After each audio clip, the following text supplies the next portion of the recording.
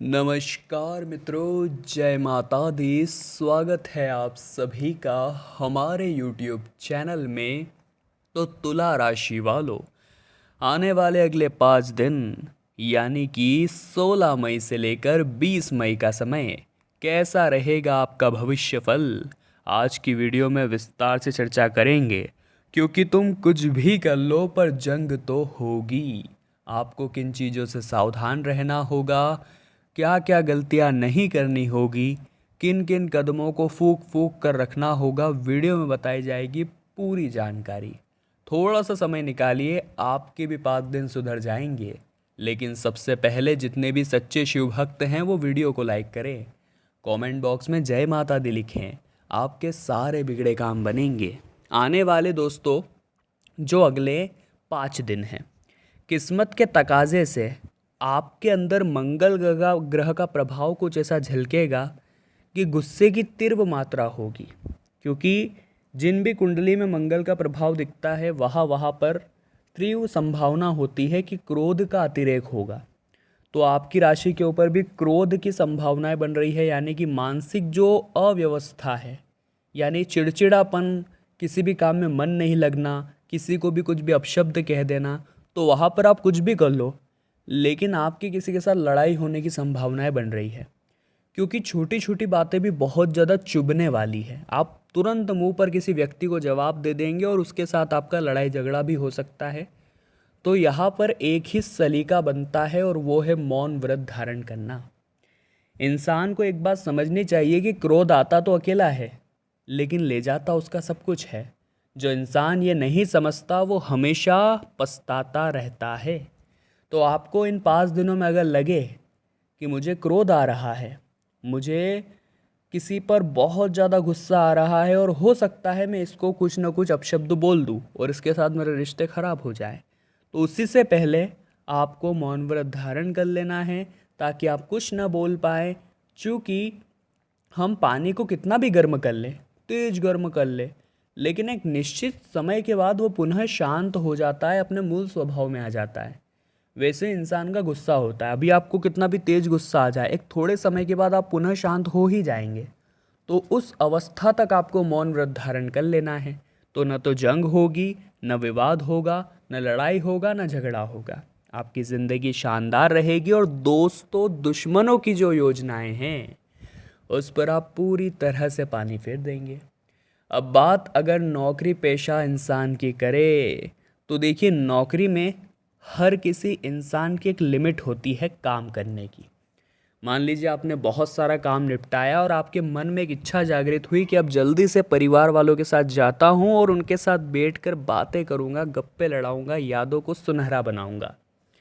तभी आपके बॉस या अन्य आपके ऊपर और ज़्यादा काम डाल देते हैं।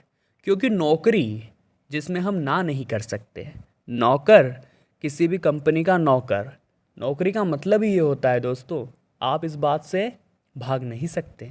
तो आपको उनकी बात तो माननी ही पड़ेगी। नहीं मानते हैं तो नौकरी को अलविदा कहना पड़ेगा। नौकरी छोड़नी पड़ी तो परिवार के लिए आप पारिवारिक जिम्मेदारियां कैसे निभा पाएंगे। तो कहीं ना कहीं मन मारना पड़ता है एक नौकरी पेशा इंसान को और उसे बहुत कुछ सहना पड़ता है। तो वहाँ पर मेंटली स्ट्रांग रहने की बहुत ज़रूरत होती है। मान लीजिए वह आपको गुस्सा आ गया और आपने अपने काम को लात मारी और आप घर आ गए। 2 दिन हुए, 5 दिन हुए, 10 दिन हुए, आपको ये समझ आया कि यार मुझे खुद पर थोड़ा कंट्रोल करना था। आज अगर मैं ऐसा नहीं बोला होता तो मेरी जॉब सलामत रहती और परिवार में कष्टों का सामना नहीं करना पड़ता। तो वही तो हम आपको समझाना चाहते हैं दोस्तों। आप कुछ भी कर लीजिए, नकारात्मक ग्रहों के प्रभाव से आपकी ज़िंदगी में अशुभता आएगी, लेकिन अगर आप खुद की जिम्मेदारी लेंगे, परिस्थितियाँ बिगड़ने पर मौन व्रत धारण कर लेंगे, परिस्थितियाँ बिगड़ने पर खुद को संभाल लेंगे, तो परिस्थितियाँ भी संभल जाएगी। लेकिन जो इंसान ये बात नहीं समझता वो हमेशा पछताता रहता है। आगे वीडियो में ज़रूरी सावधानियाँ हैं और अंत में कीमती उपाय हैं। थोड़ा सा समय निकालिए और वीडियो को अंत तक देखिए, आपका हर रुका हुआ कार्य बनेगा। अगर शिक्षा क्षेत्र की बात करें तो बहुत बड़ा घोटाला चल रहा है समाज में। वहाँ पर उन बच्चों को प्राथमिकता दी जाती है जो बड़े घर के होते हैं, लेकिन जो गरीब घर के टैलेंटेड बच्चे होते हैं उनको कहीं ना कहीं पछाड़ दिया जाता है। और वैसा ही कुछ आपके साथ होने वाला है। तो भगवान के मंदिर जाइए, उनसे प्रार्थना लगाइए और कहिए कि भगवान, इस दुनिया में इतना असमानता आखिर क्यों है। कई बार दोस्तों हमें भी ये देखने को मिलता है कि शिक्षा क्षेत्र में काफ़ी भेदभाव किए जाते हैं।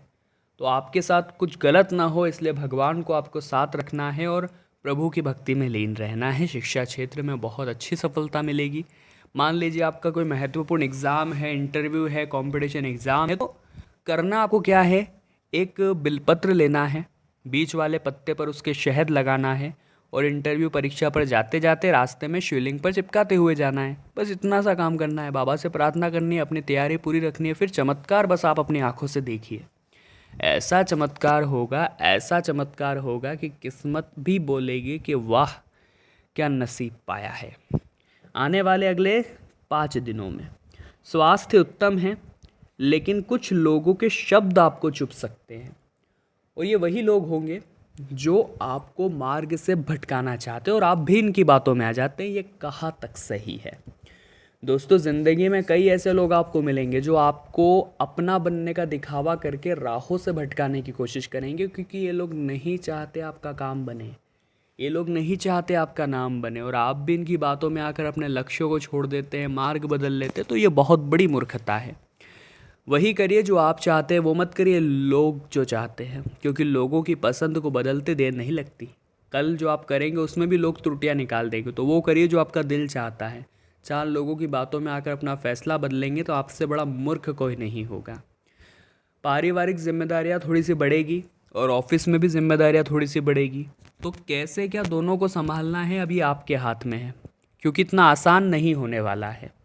मुश्किलें आएगी, परिस्थिति आएगी, लेकिन एक पारिवारिक जो आपके पास सपोर्ट है, आपके परिवार वाले काफ़ी सपोर्टिव है, उन्हें पता है कि आप काम में भी इतना व्यस्त रहते हैं, तो वो थोड़ा चीज़ों को हैंडल करने की, मैनेज करने की कोशिश करेंगे, लेकिन एक सीमा तक।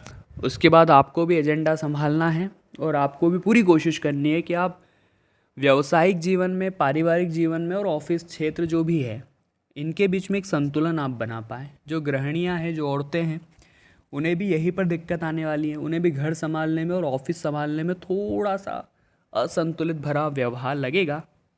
लेकिन कभी कभी ऐसा होता है जब अत्यधिक काम का लोड होता है, हर बार ऐसा तो नहीं होता।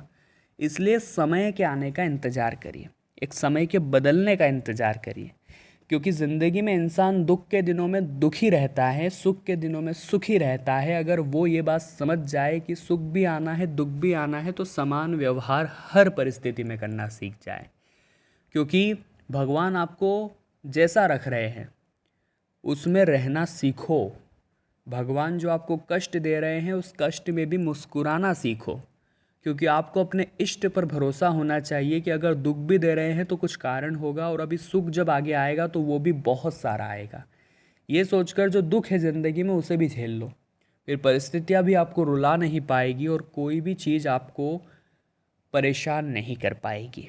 अब हम आपको 2 उपाय बताने जा रहे हैं, कृपया करके ध्यान से सुनिए, क्योंकि दोनों ही उपाय आपका काम बनाएंगे, आपकी किस्मत संवारेंगे और ज़िंदगी को इतना शानदार बना देंगे कि आपने सोचा नहीं होगा। अब दोस्तों उपायों के बारे में अगर हम चर्चा करें तो सबसे पहला उपाय आपको क्या करना है, गौर फरमाइएगा। मंगलवार का दिन जब भी आता है तो एक कलश में आपको जल भरना है। उस जल को अपने घर से ही लेकर के जाना है हनुमान मंदिर तक। हनुमान जी के सामने वो जल भरा हुआ कलश रखकर वहाँ पर आसन लगाकर बैठिए और हनुमान बाहुक का पाठ करिए। आपका पाठ जैसे ही पूरा हो जाता है उस जल को उठाइए और पी लीजिए। आपकी मनोकामना भी इसी बीच आपको रख देनी है, और ये काम आपको किसी भी मंगलवार के अगले 21 दिनों तक या फिर 21 मंगलवार तक करना है। आपकी हर बिगड़ी से बिगड़ी मुसीबत का हल आपको मिलेगा और हनुमान जी महाराज आपका वो काम जरूर बनाएंगे। किसी प्रकार की दिक्कत होगी तो वो दिक्कत ज़रूर दूर करेंगे। अगला उपाय हम सीधा शनिवार का आपको बताएंगे।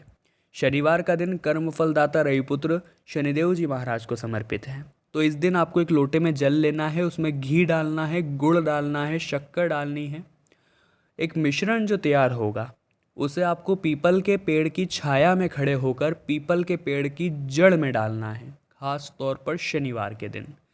मंत्र क्या बोलना है? ओम शः शनिश्चराय नमः, ओम शः शनिश्चराय नमः। बहुत बढ़िया उपाय है, करके देखिए, बेशुमार लाभ होगा। तो तुला राशि वालों, आज की वीडियो में हमने बात की 16 मई से 20 मई के बारे में। वीडियो पसंद आई हो तो लाइक करें, कमेंट बॉक्स में जय माता दी लिखें। अभी के लिए आप सभी को बहुत बहुत धन्यवाद।